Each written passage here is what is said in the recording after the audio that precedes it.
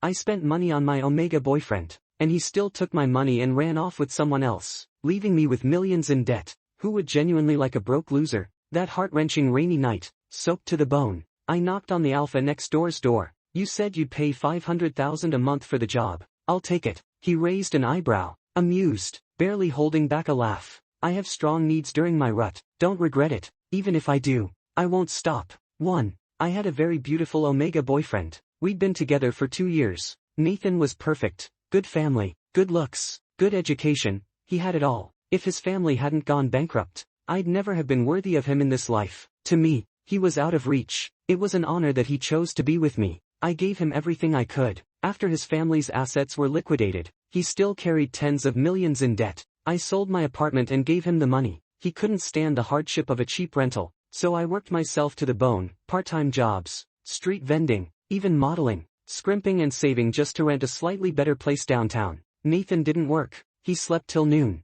Breakfast was always kept warm for him, and I'd still come back to cook lunch, while I wore clearance clothes that cost less than $10. He used the latest smart tech device from the Federal line. Every month, I helped pay off his remaining debts. To this day, there's still a few million left, but none of it moved his heart. We had agreed, once the debts were paid off, we'd register our marriage. But now, he's left me, just because I'm poor. His messages are still pinned at the top of my chat list, clear as day. I've thought it through. You've been repaying for years and still couldn't clear my family's debts. I don't want to keep suffering with you. I can't live like this anymore. That's all. My fiancé is here to pick me up. That night, in the rain, after Nathan ran off with his side guy and my money, I stormed out and walked 3 kilometers through the downpour. Finally, I shook the delusions from my head along with the rain. I'm done being a doormat. I'm done being broke, soaking wet. I knocked on my neighbor's door. The handsome alpha opened it. Before he could speak, I blurted out, "You said $500,000 a month. I'll do it."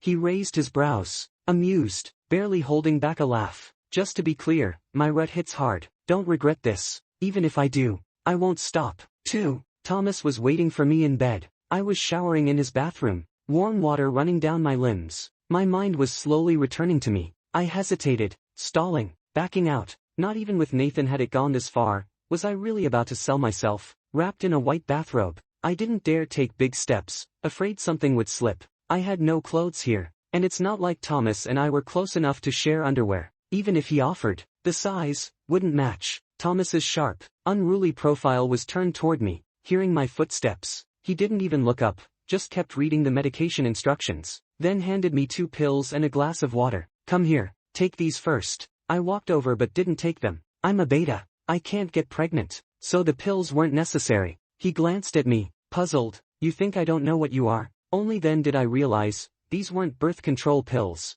Wait, were they something to set the mood? I hesitated, awkwardly rubbing my thumb against my index finger. "I'll cooperate. You don't need to drug me, to get me going." Thomas burst out laughing and pulled me onto his lap. "What goes on in that head of yours all day? These are cold meds, to keep you from catching something. What the hell did that Omega teach you? Got your brain stuck in the gutter?" "I despise him," he said scornfully, yet his hand was already slipping under my robe, lighting a fire on my skin in retaliation. "Was he trying to drag you into bed every day?" That was a massive misunderstanding, but I didn't explain. What could I say? That I spent 2 years being a lovesick idiot and still didn't get anything? Don't badmouth him. Thomas's expression darkened immediately, and I knew I'd said the wrong thing. He bit down on my collarbone without mercy, leaving a red mark. "You heartless brat. No way I can compare to that pretty boy of yours. You sure love trading in the old for the new. Omegas are just that great. Ha, 2 years with me and now I'm the villain for saying a word about him. Ha, not just a villain, I'm the side guy now. 2.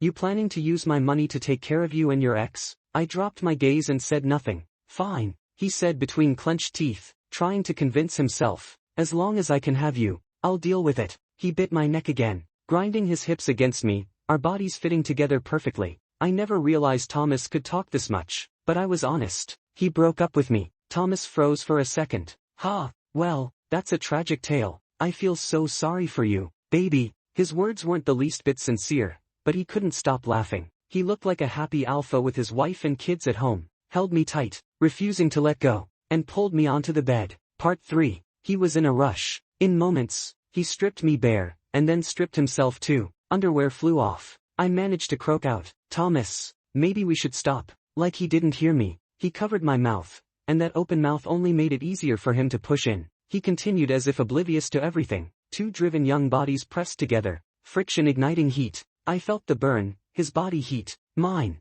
I backed down and tried softer. Maybe, when your ruts are over, can we do it then? Thomas frowned. My rut just ended. It only comes once a month. I can't wait that long. I tried another appeal. Then, turn off the lights. He refused flatly. No, this is my first time. Can't see. I'll mess up. Without a shred of embarrassment, only hunger in his eyes. Morality, gone. Humanity, twisted. I couldn't shut out the light, still saw everything. Not just the lamp. Thomas's gaze was sharp on me. I cried. He soothed me with words, but afterward did everything. My tears flowed non-stop until he grew impatient. Are you crying for me, or just thinking of your ex? Look at you, what a joke. He was cruel, and I wasn't even allowed to respond. Such an animal. Finally, when I stopped crying, he seemed satisfied. When I woke up, it was only 6 a.m. The man beside me looked calm and content, arms wrapped around my waist, my left leg draped over him. I gently pushed him away. Bound by hospital rules, I picked up his clothes from the floor and began dressing. Just as I opened the door,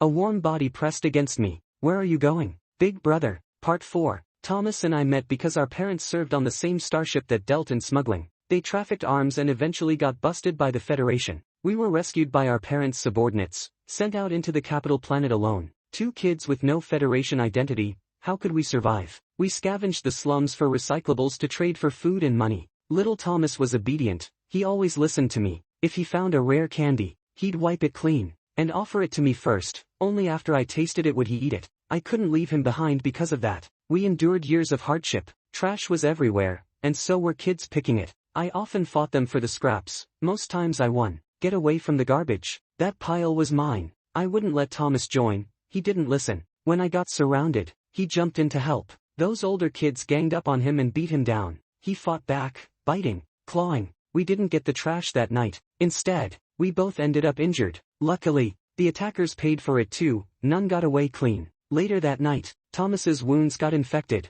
In that haze, the little alpha called me Big Brother. The guilt inside me peaked. There were no hospitals in the slums, no medical pods. I cleaned his wounds with alcohol and we huddled together for warmth like two orphaned beasts clinging to each other. At 12, I started underground fighting for cash, black boxing, fast money, and more importantly, I used connections to get us federal IDs. Now he could attend school. No one would dig into our family history. I didn't let him follow me into the rings. I forced him to read. All I wanted then was to earn enough to support us both. It barely kept us alive, but it wasn't enough. When I discovered Thomas's talent for piloting mech suits, I realized I could never fully support his future. He was a natural. His first time on a simulator, he handled it effortlessly. He even competed for their school in the Capital Planet's youth mech simulation contests, and won gold. Out of dozens of elite competitors, he emerged victorious. Every previous gold medalist became officers in the Federation Army. One day, someone offered to adopt Thomas. Part 5. In return,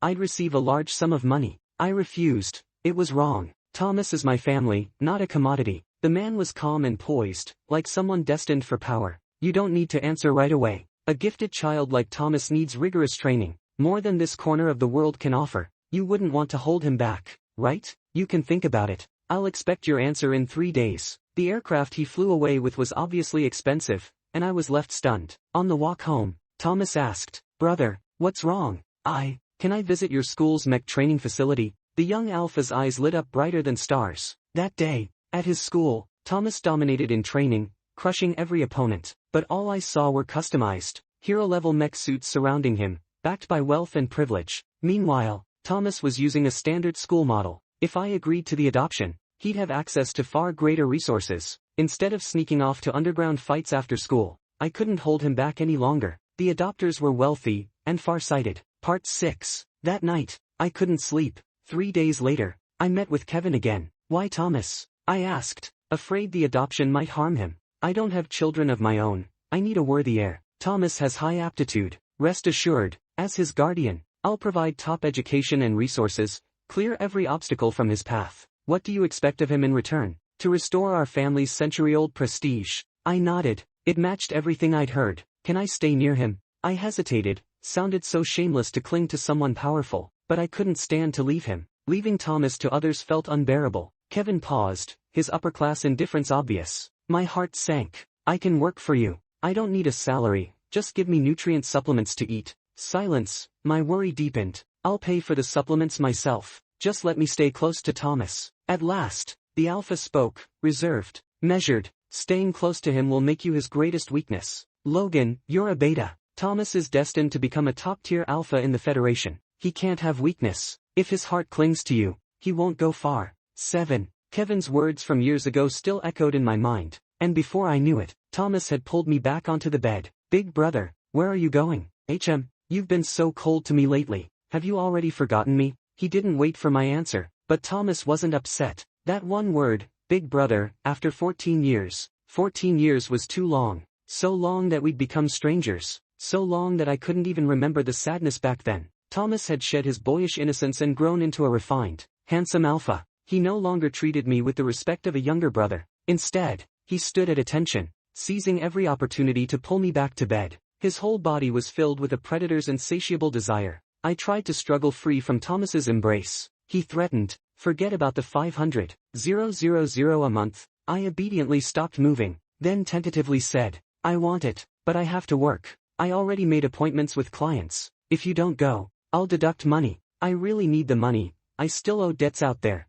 I plan to make the most of myself. I could work for Thomas and still hold a regular job. In a year or so, I'd pay off the debts. Thomas thought for a moment, then affectionately stroked my head. You're pathetic. Abandoned and still paying off debts for others. How can you be so foolish? TSK. His tone shifted as he leaned close to whisper in my ear, repeating firmly, he doesn't want you anymore. You're not allowed to think about him again. I lowered my eyes. I know, I wouldn't dwell on Nathan anymore, but these millions of debts, I accepted them willingly. It was my promise. I had to keep my word. Besides, leaving feelings aside, rationally speaking, Nathan pursuing a better life and better things wasn't wrong. Thomas stared at me for a long moment, then helped me off the bed to get something. Hold on tight to me. If you fall, you can forget about your classes. He freed one hand, opened a jar, and stuffed something sweet into my mouth. I chewed slowly. It was candy. 8. The night before sending little Thomas away, I bought candy on the black market, 2 jars of fruit candies, wrapped in colorful paper, kept in fancy glass jars. This kind of old earth candy was expensive, enough to buy me 6 months of cheap nutritional supplements. Thomas had never tried any before. Thomas, this is your reward for winning the gold medal. I petted his little head like a puppy. His eyes sparkled as he nuzzled my neck. Big brother, why are you so good to me? He stuck close and whispered in my ear. I really like you, big brother. As usual, he gave me the first piece. I ate it, shook my head to refuse more. Then I picked one from the jar, peeled it, and held it to his lips. Only then did he eat it. He savored it slowly, then slowly closed his eyes and fainted onto me. My hands, neck, ears, and collarbone were all coated with sedatives. He was so close to me that it worked perfectly. One hit and done. I personally helped him onto the flight craft. Thomas, goodbye. 9. I chewed candy, wondering why he had to come back. The question spilled from my heart. Thomas hid his smile. I was just teasing you. You blame me for coming back, disturbing your lickspittle life? There was bitterness between his brows. Logan, you're really cruel. When you left me, you gave me nothing but these 2 jars of candy. You left without a word. How lowly must I have been? I didn't know how to explain. Anyway, once he's gone, someone new, better will replace me. Better to leave all the old things behind than bring them along and discard later. 2 useless betas together, it fits. That's how I thought and said it. Thomas was too angry to respond and just walked away. For over 10 days, Thomas didn't contact me. I even got the 500,000 in advance. I realized I might have scared my lucky star away. Logan, work's ready. I shook my head. No more thinking. A working man has to work. My official job was a repairman. I fixed everything, flight crafts, robots, small spaceships, all sorts of gadgets, earned some hard cash to support myself. I had some natural skill, even the smallest complex machine parts one could handle with ease. I had many regular clients. Jacob, a client liaison, came by quietly to tell me a customer was causing trouble over a flight craft, one of mine.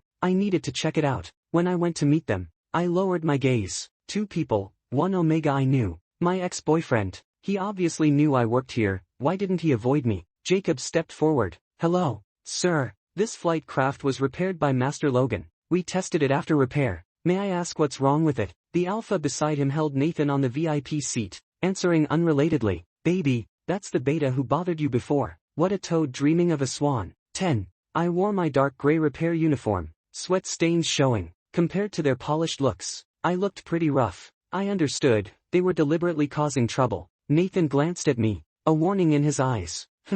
We just share the apartment, but he often harasses me. Luckily, I'm sharp and never let him succeed, so I can meet you clean. Clean? I thought he avoided touching me out of shyness, but now I knew, it was disgust. The alpha wrapped his arm around Nathan's waist, kissing him passionately. You're my Omega, a poor beta. A lowly worker ant dares insult you like this. I'll make him pay. Nathan's eyes glowed red at the corner. It's okay, Connor, your care makes me feel no shame. Their dramatic show left Jacob and me unsure where to look. How was this any different from hooking up on the street? Jacob awkwardly pulled me away. If the customer isn't here about the flight craft, we better go. Logan has many urgent orders. The alpha threatened with a calm and superior tone. Logan, if you're eager to be fired for complaints, go ahead. He snapped his tongue like teasing a dog. Better run then. I stopped and spoke for the first time. For baseless complaints, I can report to the company. According to the Interstellar Worker Protection Act, workers' rights must be respected regardless of gender. Who says it's baseless? Connor picked up a metal rod and started smashing the flight craft.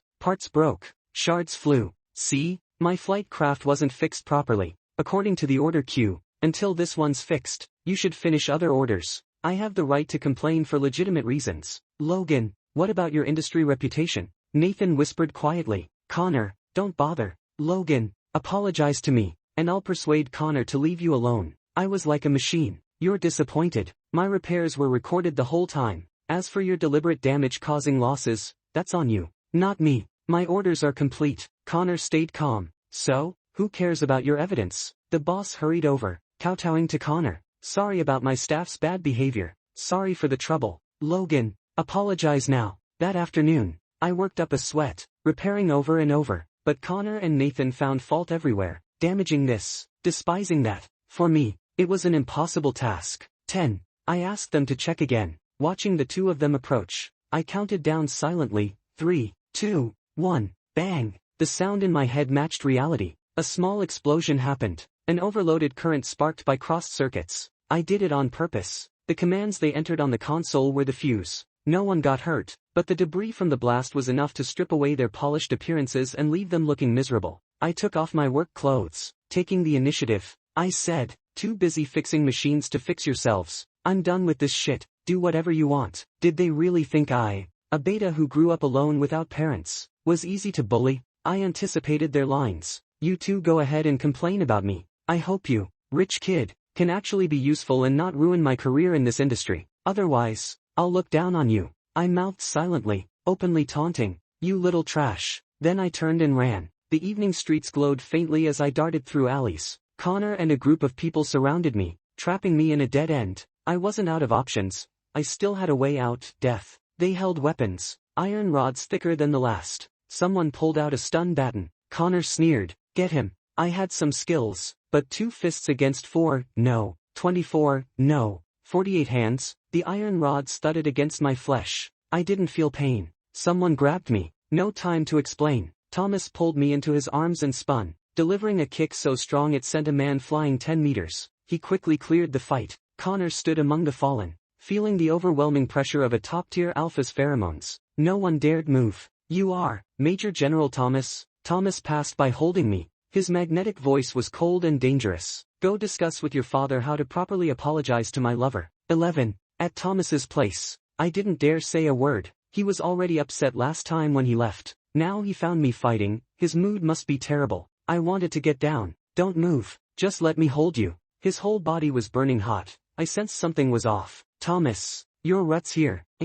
Don't want me to cling to you. Then give me extra suppressants later. Thomas was lying. During his rut, he never let me go. And he was the one getting injections. Who was really giving whom injections? I said nothing. But one thing Thomas didn't lie about, his high needs during rut. In a daze. I didn't know how much time passed. I just felt him holding me tightly from behind, like holding a child. His hot breath brushed my ear. He gripped the back of my neck. Don't run off. Don't let me lose you. Did you hear me? Answer me. Over and over, tirelessly forcing me to respond. Okay. When Thomas's rut finally ended, 7 days later, I found out where he had been. The capital planet was covered with huge screens showing Thomas alone in his mech, fighting on star Z-6849. He infiltrated enemy lines, destroyed over 100 Imperial assault mechs, a humanoid fighter, the pride of the Federation. His power was terrifying, his achievements remarkable. He was promoted twice. Such a young general, few like him in the Federation's century-long history.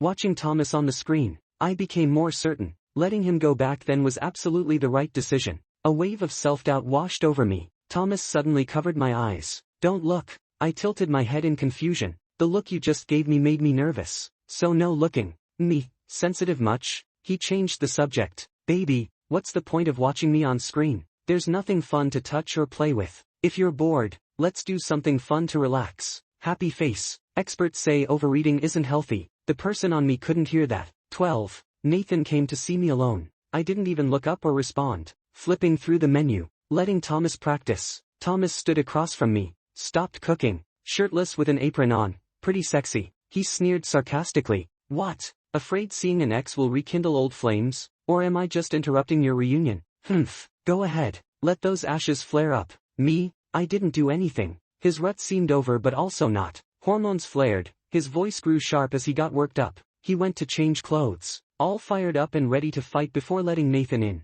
I had no interest, was out of it. Nathan was supposed to be compensation for Connor, the Omega who had been marked and had the mark removed. Pale, injured. Logan, are you satisfied now, with me like this? Connor doesn't want me. I can only come back to you. You're getting revenge. Happy now. One after another. They'd left me speechless. Thomas, cold and noble, said, TSK, he's a trash picker, but you can't just jump in as the other man, pretending you don't smell his pheromones so you can cling to him. I'm a beta. No pheromones of my own. All that comes off me is Thomas's scent, soaked through. Realizing this, my face flushed. I grabbed Thomas's hand to stop what he was about to say. I spoke for myself. Nathan, I never made things difficult for you. As for Connor, what he did to you has nothing to do with me. You blame me for all this? Go get checked at a psychiatric hospital. Just looking at your family's debts. I'm your benefactor. The old money doesn't count. As for the debts going forward, I won't touch a cent. Now, you can leave. Thomas was overjoyed and even opened a few bottles to celebrate that night.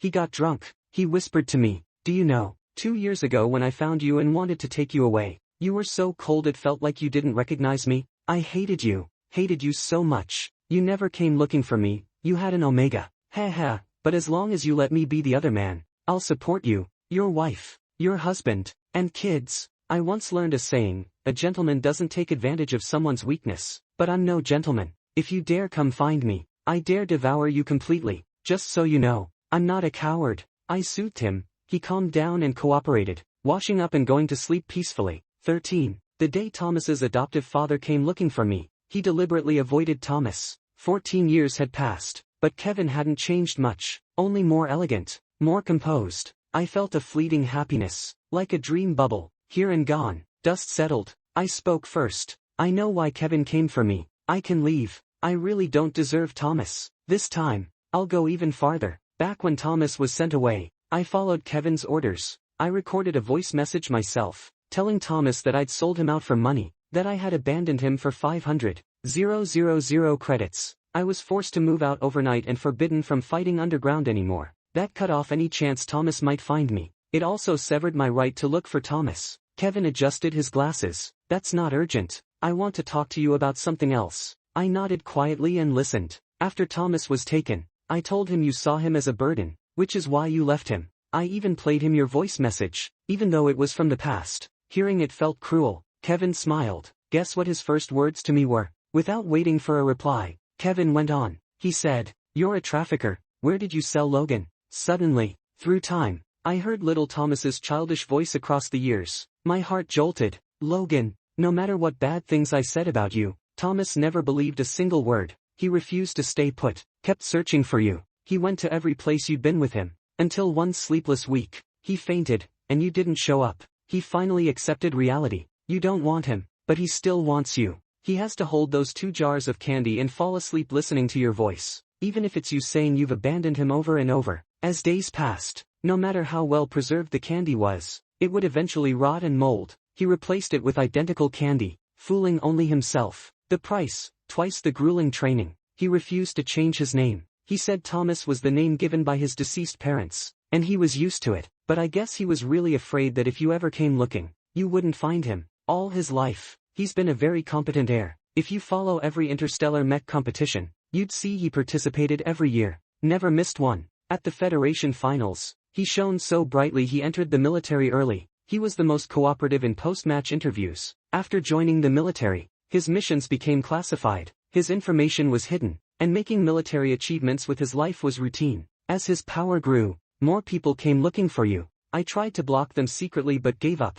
2 years ago, one night, I heard him crying. Your voice message played repeatedly. Thomas, I don't want you anymore. Thomas, I don't want you anymore. Thomas, I don't want you anymore. Sad and funny. I guess it's related to you. Sure enough, the next day he moved next door to you. I'm not a traditional good guy. I really tore you two apart on my own back then. I don't regret it, but I'm here to offer a shallow apology. Today, I want to ask you, you had no choice back then, but now you do. What would you choose? Stay by his side or leave? I was silent. No words. I turned and ran out the door. I had to do something, right now, immediately. Brother, if you take one more step, I will hate you. The adult alpha stood on the stairs. He saw my back just as I was about to step out, trying to stop me from leaving. All those claims that Thomas wasn't here, lies. His resentment was sky high. You ignored me all these years and found a partner. You're happy with him. What about me? Now I'm laid out before you. Can't you stay for me? Do you really have no feelings for me at all?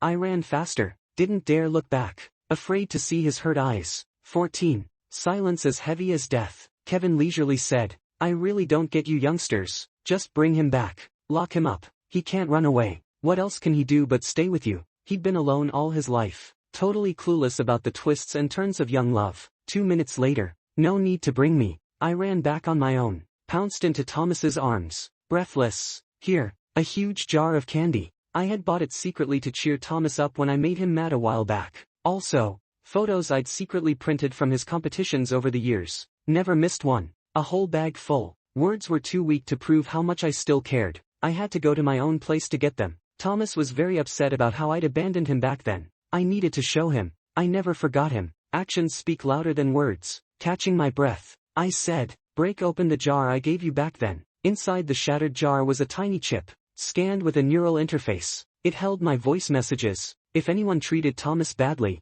he could run back here. The red dot showed my real-time location. He could find me that way. It cost me all my savings then, and I still owed for years in installments. Unfortunately, Thomas treasured the jar like a treasure. No one was allowed to touch or break it. Thomas's sorrow turned to joy. He blinked, and I knew he wondered why I never told him about this. Don't you know what kind of person you are yourself? Just so you know, I smashed the jar at 3 a.m., and the person showed up in front of me at 3:30. I was ready for him never to find out in his lifetime, to give Thomas a way out. If by chance he ever saw it, that would be our signal to reunite. I looked Kevin in the eye. This time, I want to stay by his side, to keep my promise. No running off, no leaving, until the roles reverse, and he's the one who abandons me. 15. Epilogue. I'm with Nathan. Because of timing, his family fell into turmoil. Nowhere to go. It was too similar to our childhoods. Penniless, orphaned. Helping him was helping the past Logan, the past Thomas. I have no love or desire for Nathan, but he became my responsibility. I imagine living with him, caring for Nathan like a stray cat. I think I'm experienced in taking care of others. After all, I raised Thomas well. Thomas is the only one I truly love. I don't know how many times I've said things like this to Thomas, but he likes to hear it. 7 years married, and he's still not tired of it. I teased him. Lots of orders tomorrow. Let me fix battle mechs. My marshal, may I rest now? Respected Federation Chief Repair Engineer, will you honor me tonight? A little head peeked around the door at the right moment. Daddy, can I sleep with you guys tonight? Thomas laughed and waved him in. The little treasure climbed up, snuggled into the covers. Thomas wanted to spank the little brat but saw the familiar features, reminding himself this was the precious child of their family. Forget it, wife. Little treasure is sleeping. Good night.